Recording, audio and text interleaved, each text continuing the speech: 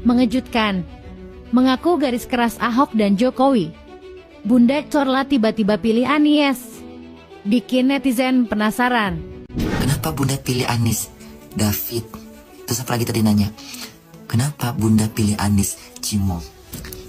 Padahal Bunda tuh garis kerasnya Ahok ya, gitu ya.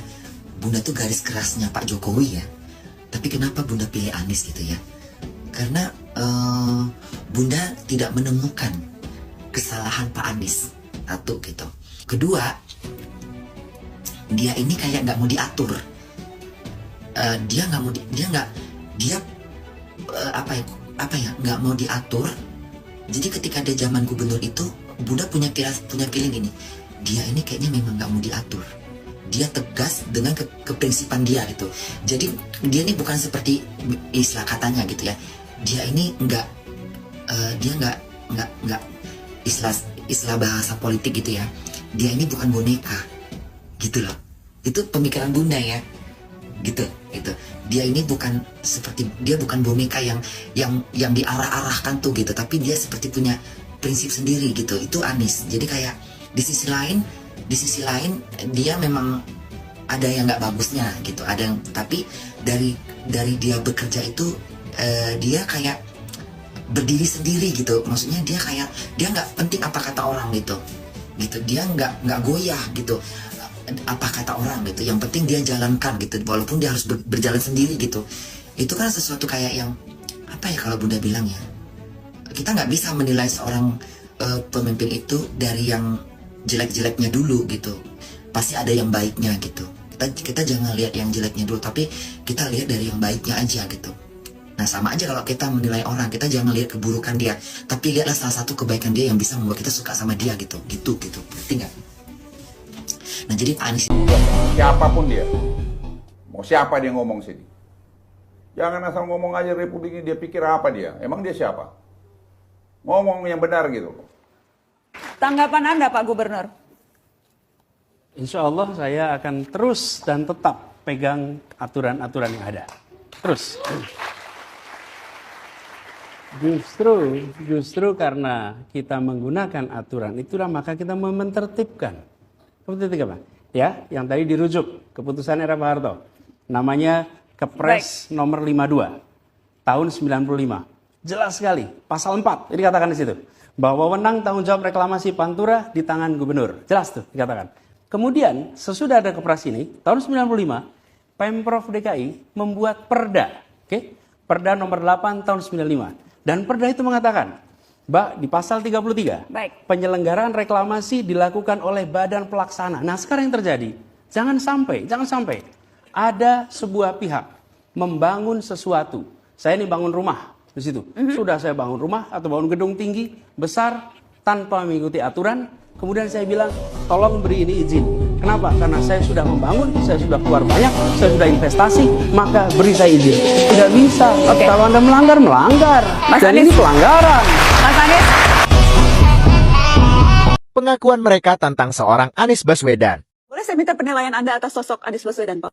Anies Baswedan berpendidikan cukup. Dia menyediakan diri untuk berbakti kepada negara. Beliau itu kepala daerah yang sukses membangun Jakarta. Apalagi Jakarta sekarang jadi percontohan di negara-negara lain. Mas Anies seorang yang sering di kampus waktu itu, terus kemudian beliau pernah menjadi menteri, pernah menjadi gubernur, punya pengalaman yang so-so gitu ya. Sehingga kalau kita bicara sebelumnya seperti apa, track record kita sama-sama sudah tahu. Gitu. Baswedan itu teman yang menurut saya cerdas, pinter. Anies yang pertama lebih ganteng dari saya itu jelas. Yang kedua, pinter, pandai, cerdas. Nih kalau kita lihat, ya intelektual muda kita. Rahasia Anies dibongkar sahabatnya sendiri. Pada satu saat kami sedang rapat rektor, Mas Anies itu terima telepon dalam bahasa Inggris. Diskusi panjang lebar, yang telepon itu seolah melobi, Mas Anies menolak gitu ya. Setelah conversation selesai, telepon ditutup, saya tanya, Mas, itu tadi siapa?